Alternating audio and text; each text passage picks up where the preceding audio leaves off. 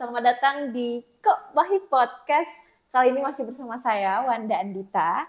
Hari ini kita kedatangan tamu yang luar biasa, seorang gymmer atau pelatih gym, wushu juga, boxing juga, yang viral dengan otot-otot besarnya dan konten-kontennya yang di media sosial viral banget. Dan pastinya sahabat Bahi udah gak asing lagi nih. Langsung aja kita sambut Om Hendra Wushu.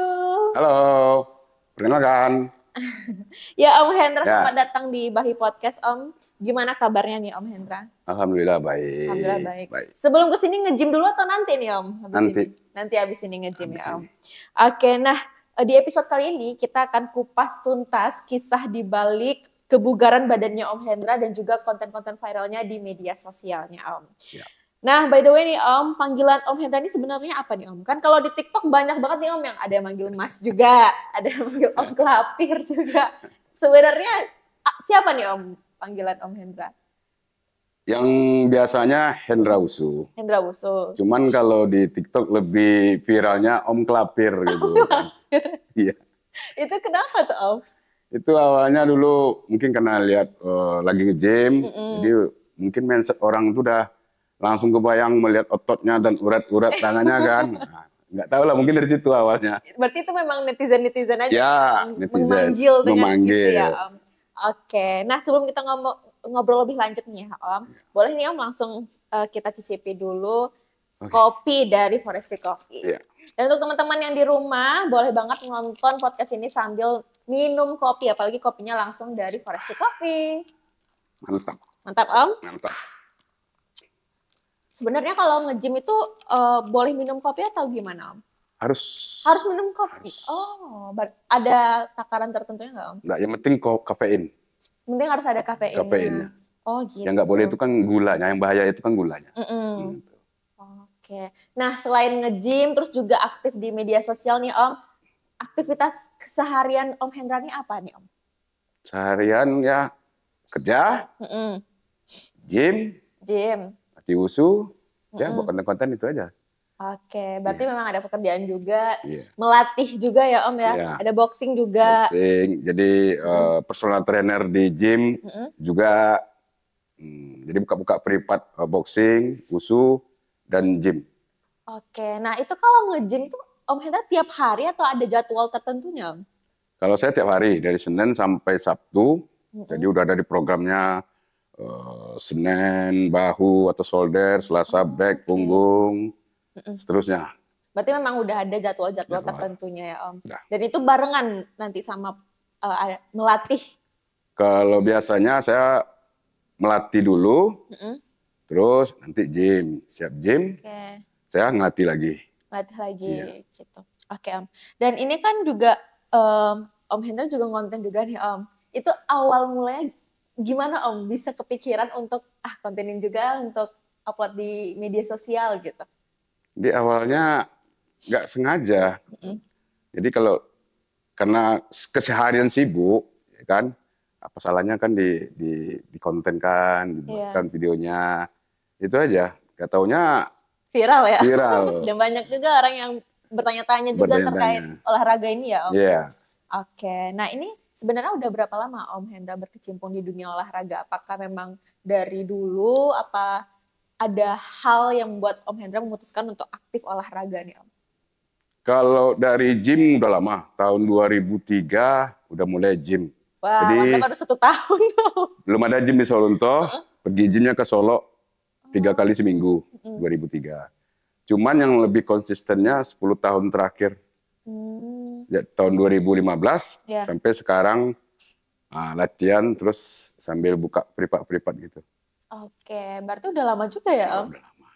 Udah 21 tahun lah kalau 2003 yang sebelumnya ya Om. Dan itu berapa lama Om Hendra membentuk badan bugar seperti sekarang ya Om? Kalau bentuk badan tuh kalau saya dulu mungkin lama. Karena waktu itu kan pengetahuan terbatas. Internet belum ada. Iya. Ya kan belajarnya cuma dari majalah, itu pun kaset-kaset hitam itu. Jadi termasuk lama, tapi kalau untuk sekarang lebih cepat karena daya tangkap orang udah bagus, ilmunya mudah didapat, iya kan? Nah, jadi kalau yang perbedaannya dari dulu yang sekarang itu aja. Sekarang bisa lebih Banyak informasi. Banyak informasi lebih cepat. Jadi perkembangan ototnya bisa lebih cepat. Iya, itu kalau misalnya untuk buat badan yang bugar seperti itu ya Om, itu juga ada pengaruh makanan juga nggak Om? Oh, nomor 1. Nomor 1 berarti makanan ya Om? Makanan. Itu gimana Om pola makan untuk kita bisa membentuk badan bugar seperti itu? Jadi gini, kan ada kalau di gym tuh ada dua bulking, cutting. Artinya kalau cutting kita menurunkan berat badan atau defisit kalori, tinggi protein. Bulking, surplus kalori, surplus protein. Kalau buat nambah berat badan. Jadi makanan itu 80%. Pengaruhnya 80% ya Om? 80%. Kalau Om Hendra sendiri ada ini nggak Om, kayak makanan tertentu yang misalnya tiap hari tuh selalu Om makan gitu? Kalau saya lebih ke whey protein aja, karena umur kan. Jadi kalau seharian makan dada ayam 1 kilo, setengah kilo mungkin nggak kuat ngunyah kan. Jadi nutrisinya proteinnya dibantu dengan susu itu aja. Oke, putih telur kayak gitu. Putih telur rutin, susu whey protein itu aja. Tapi kalau nasi putih tetap makan atau makan? Tetap ya Om. Iya. Oke, nah ini juga pertanyaan yang mungkin banyak banget yang nanya juga nih Om. Kalau misalnya kayak Om Hendra nih yang udah lama banget nge-gym gitu ya, olahraga. Kalau misalnya kita berhenti gitu ya Om, tiba-tiba kita berhenti atau pensiun lah gitu dari dunia gimnastik ini, apakah nanti otot-otot kita yang udah terbentuk itu bakal kempis lagi atau justru tetap bertahan aja Om? Akan kempis deh. Oke. Ya, jadi sistem gym itu kan sifatnya konsisten. Iya kan? Jadi berhentinya usaha boleh bosan, tapi jangan terlalu lama gitu kan. Iya, ya. Gitu. Berarti memang dia mengikuti ini ya, Om, ada masa tertentu. Iya, istilahnya kan selagi pertama kita kan membangun yang namanya otot, menambah massa otot, menguatkan tulang. Kalau gym itu kan itu tuh. Iya. Jadi kita otot dilatih, tulang kuat, otomatis lemak rendah. Iya. Nah, jadi selagi otot kita latih kan nambah terus. Iya kan, nanti kita kalau udah bosan, kita kan tinggal menjaga-jaga aja. Mungkin dengan bisa di olahraga beban tubuh di rumah aja, istilahnya kan menjaga. Iya. Dia menjaga ini yang susah. Iya, berarti memang harus konsisten lah ya konsisten, Om ya. Meskipun kalau misalnya kita mengurangi gym, mungkin dengan pergerakan yang lain, olahraga yang lainnya gitu ya. Yang penting kita akan menjaga, bukan membangun lagi, karena udah banyak tabungan otot kan, jadi menjaga. Berarti memang mempertahankan dan menjaga itu lebih susah, Om, daripada membentuk. Jadi memang perlu konsisten, Om. Oke. Nah, berarti sekarang udah ini ya Om, udah buka kelas juga, kelas gym, wushu sama boxing juga. Iya. Itu dengan buka kelas itu bisa ngerubah ini nggak Om, pendapatan ekonomi keluarga gitu? Bisa. Iya ya Om? Bisa. Itu untuk sistem kelasnya seperti apa Om? Kalau sistem kelasnya di sini saya mungkin banyak toleransi. Biasanya kan 3 kali pertemuan. Iya. Iya kan, 1 minggu. Tapi kalau dia maunya 4 kali, mau 5 kali, ya diajarkan juga. Soalnya kita kan masih namanya belum kota kan, kota besar maksudnya. Jadi intinya sama saya tuh kalau dia semangat, saya lebih semangat. Iya ya Om. Karena biaya di sini dengan trainer di kota kan beda. Iya. Nah, di sini kan murah, termasuk murah. Iya kan, tapi kepuasan itu dapat di saat dia berubah. Betul. Nah, itu kepuasan seorang pelatih. Jadi rasa, wih, kita berhasil. Nah, itu nggak berharga kayaknya itu. Tidak ternilai lah. Tidak ternilai. Ya kita dibayar besar nih. Iya. Karena saya buka privat online juga tuh. Jadi ada pengalaman kan, orang tuh privat di sana 3 juta 10 kali pertemuan, sekian bulan nggak ada perubahan. Terus privat online sama saya, tapi 1 bulan ada perubahan walaupun sedikit, iya kan? Berarti kan kita nerima uangnya ini merasa ada kepuasan, berhasil. Tapi kalau kita dibayar nih, besar saya bayar nih, hasil nggak ada. Ya percuma aja ngerasa kayak, kan? Aduh. Dan itu kalau private online seperti apa Om? Kalau private online tuh kita cuman ngasih gerakan, dia maunya program body bagaimana. Biasanya kan ibu-ibu nih mau leg day itu kan dari betis sampai ke glute atau bokong. kita peragakan gerakannya, ini buat bokong, ini buat paha, ini buat ini. Kita kirim video, nanti dia cobain, nanti dia kirim lagi, kita korek videonya, kita koreksi gerakannya, ya kayak gitu. Oh gitu, berarti memang melalui video ya? Melalui video aja. Ya. Tapi justru melalui video juga bisa memberikan perubahan sama. Oh, justru itu bagus. Maksudnya gini, kalau dia menonton YouTube atau media-media lainnya, itu kan susah. Karena apa yang kita lihat, iya kan, belum tentu sama dengan gerakan yang sesungguhnya kan, karena gym ini kan olah body. Iya. Jadi beda, bukan cari power, bukan cari tenaga, kita lebih fokus ke body. Nah, jadi misal main dada, memang harus kenanya dada. Iya. Jangan main dada yang kena bahu. Main squat, bokong, paha yang sakit dengkul. Iya. Jadi kan kalau kita melihat itu kan kayaknya, oh ini kayak gini gerakannya. Padahal kan belum tentu sama kena persentasenya, persentase ke otot. Nah itu maksudnya.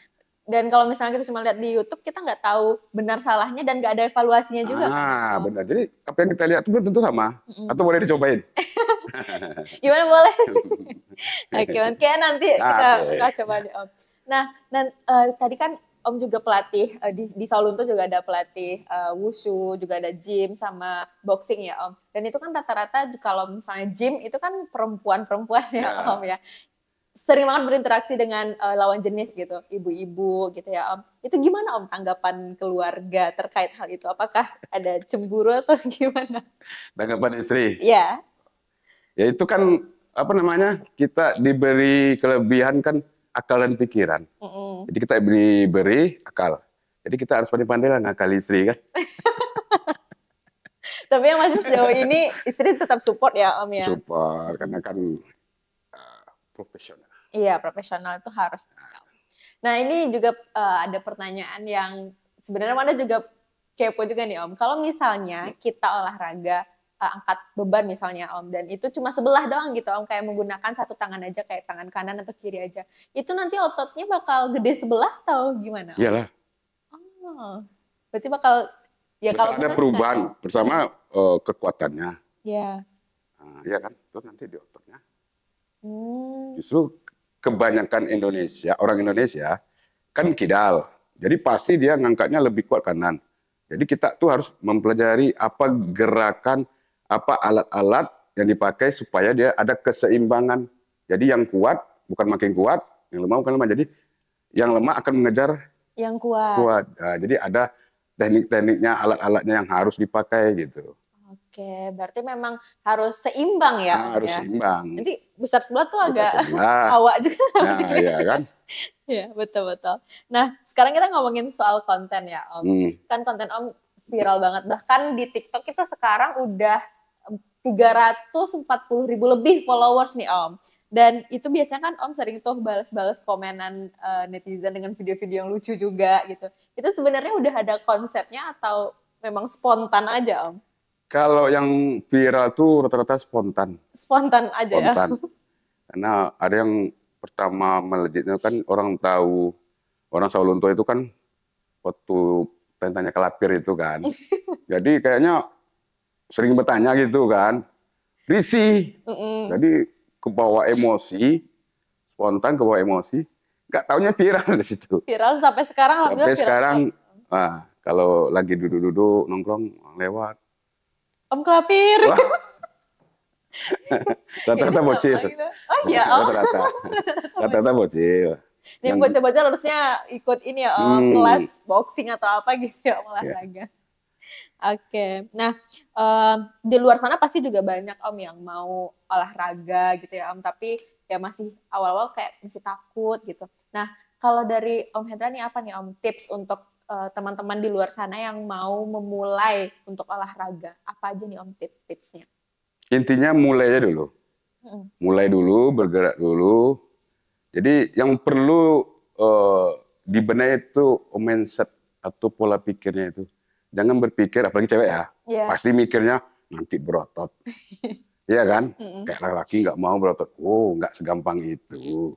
Iya kan? Perlu. Jadi cewek, iya kan, perempuan, Kalau udah berotot kayak laki-laki kan ada nampak dilihat di TikTok atau dia Iya. kan yang berotot itu kan. Itu latihannya pertama tuh udah kayak atlet. Itu udah atlet, latihannya enggak kayak kita-kita. Ya kan, terus nutrisinya, terus udah ada tambahan-tambahan hormon. Jadi cewek nggak bakalan berotot karena hormonnya beda dengan laki-laki. Iya. Cewek kan hormonnya estrogen. Iya. Kalau cowok kan testosteron. Yang buat otot ini besar kencang itu kan hormon testosteron. Jadi cewek yang berotot kayak cowok berarti udah tambahan hormon testosteron. Oh, oke. Itu disuntik atau gimana? Iya disuntik, ada yang disuntik, ada yang oral, gitu kan. Jadi intinya mulai aja dulu karena orang masih mikir kebanyakan, apalagi yang gemuk atau obesitas, pasti turun BB, pasti timbangan. Iya kan? Kan stres sendiri ngeliat Stres. timbangan Jadi turun. kalau gym, kalau yang privat tuh, nggak boleh lihat timbangan. Percaya dengan kaca. Iya. Kedua, percaya dengan pakaian yang kita pakai. Iya kan? Ada perubahan berarti ada lingkar perut. Iya. Jadi lebih baik indah dipandang daripada indah di timbangan. Betul ya. Jadi saya kasih perbedaan dengan olahraga kardio lainnya. Kalau olahraga kardio selain angkat beban kan olahraganya kardio namanya kan. Iya. Baik itu jogging, lari, futsal, bola, dan aerobik dan lain. Itu kan kalau olahraga kardio itu kan weight loss. Artinya weight loss itu kan turun berat badan. Iya. Artinya apa yang ada di berat badan kita itu turun. Apa yang ada di berat badan kita? Tulang, Iya. otot, lemak, cairan atau air. Kan itu yang ada di otot kita kan, Iya. di tubuh kita. Jadi kalau orang yang kardio turun 2 kilo, ya kan, misalnya nih 2 kilo, nggak ada perubahan di lingkar perut, berarti kita nggak tahu itu apa yang turun. Apakah itu air aja, apakah itu otot, apakah itu tulang. Iya kan? Iya. Dia turun 2 kilo, itu udah senang kan? Padahal dia nggak tahu yang turun itu apa gitu. Tapi kalau fitness atau gym, itu dia fat loss. Artinya lemak turun. Kalau otot nggak mungkin turun. Iya. Karena dia latihan beban. Kalau tulang nggak mungkin keropos. Karena dia latihan beban. Jadi lemak yang turun. Jadi orang yang turun berat badan itu memang lebih cepat dengan kardio. Karena berat badan yang turun. Iya. Nah, contoh gini. Wanda beratnya anggap 60. Kardio 1 bulan turun 2 kilo. Tapi perubahan lingkar perut nggak ada. Gym berat 60. 1 bulan timbangan tetap. Tapi di lingkar perut ngecil. Di pakaian, kok enak. Pakaian lama kok muat. Yeah. Berarti massa ototnya naik. Tadi kan beratnya 60. Kita anggap 30 lemak, 30 otot. Yeah. Berarti ototnya mungkin udah 35, lemaknya 25. Kan tetap 60 kilo. Yeah, jadi itu maksudnya. Gitu. Otot naik, lemak turun, timbangan tetap. Jadi lingkar perut atau lemak turun. Berarti memang nggak usah berpatokan ketimbangan ya, Om ya? Nggak usah stres. Karena timbangan itu kita nimbang di sini beda. Iya. Timbangan di situ pasti beda. Timbangan di puskesmas atau di rumah sakit, di rumah beda. Iya. Kita udah stres. Nggak mau lagi olahraga. Itu. Karena nggak nampak hasilnya tadi kan. Itu. Oke, nah itu teman-teman yang mau memulai jangan fokusnya ke pingin kurus, timbangan jangan ya Om ya. Justru kita harus konsisten dulu, nanti bakal ada hasilnya ya Om. Iya. Nah terakhir nih Om, Ya. kasih dong Om satu pesan yang mungkin paling menampar nih bagi orang-orang yang mau olahraga dan juga mau hidup sehat tapi sering menunda nih Om. Mungkin boleh Om kasih pesan-pesan. Pesannya itu yang penting itu. Lebih baik mulai aja dulu, mulai. Oh, jangan dengar cerita orang percuma olahraga, percuma angkat beban, kalau pola makan nggak teratur, iya kan? Iya. Iya kan? Jadi intinya mulai aja dulu, nikmatinya prosesnya dulu, ya kan? Lebih baik olahraga, makan amburadul daripada nggak olahraga, makan amburadul. Iya. Nah, nanti kan kita akan merasakan prosesnya. Pokoknya 1 bulan nih. Dengan latihan kayak gini, pola makan kayak gini, hasilnya kayak gini. Jadi akan mikir ya, wah mungkin aku lebih ke pola makan aku konsistenkan. Jadi seiring waktu nanti bakal berubah gitu. Iya. Jadi intinya mulai aja dulu, jangan menunda-nunda, apalagi angkat beban. Angkat beban itu cewek ya, di atas umur 30, otot dan tulang kita itu menyusut 1% per tahun. Oh. Makanya cewek atau wanita tuh lebih cepat tulang kropos atau osteoporosis kan. Jadi bagusnya ya cewek itu ya itulah, harus latihan beban. Karena kita menabung yang namanya massa otot. Iya. Gym itu kan menabung investasi kesehatan di hari tua. Jadi maksudnya kita di hari tua itu nggak nyusahin anak kan gitu. Nah, jadi kita udah kisah gendong cucu, nggak pakai tongkat, ya karena otot kita, tulang kita ada kuat. Iya betul. 50% tuh wanita tuh jatuh di kamar mandi, stroke karena tulang udah keropos kan. Iya. Itu rata-rata wanita. Jadi lebih baik latihan beban. Apalagi namanya leg day. Oke, berarti memang kalau apalagi perempuan-perempuan ya Om ya, memang harus mulai dari sekarang ya Om, apalagi semasa muda ini biar di masa tua nanti bisa punya badan yang sehat, tetap aktif ya Om ya, dan ya nggak duduk-duduk aja lah gitu ya Om. Oke, terima kasih banyak Om Hendra, tepuk tangan dulu teman-teman. Gak kerasa kita udah ngobrol panjang dan semoga teman-teman di rumah juga udah dapetin nih insight-nya Om. Karena kalau yang dari tadi kita ngobrol, Wanda salah satu yang Wanda highlight itu adalah ternyata olahraga itu bukan cuma soal badan yang bagus aja, tapi kita perlu konsistensi, perlu niat, dan perlu pola makan yang teratur juga ya Om ya. Dan semua orang yang sekarang udah badannya bagus itu tentu semuanya berawal dari nol ya Om. Nah semuanya memang harus mulai aja dulu itu ya Om kuncinya. Dan terima kasih banyak Om Hendra udah hadir di Bahi Podcast. Dan juga terima kasih banyak untuk teman-teman semua yang udah nonton podcast ini. Jangan lupa di like, komen, dan share video ini. Dan yang paling penting adalah subscribe YouTube channel ini dan nyalakan notifikasinya supaya nggak ketinggalan episode terbarunya. Untuk itu saya Wanda Andita pamit dulu. Sampai jumpa di episode selanjutnya.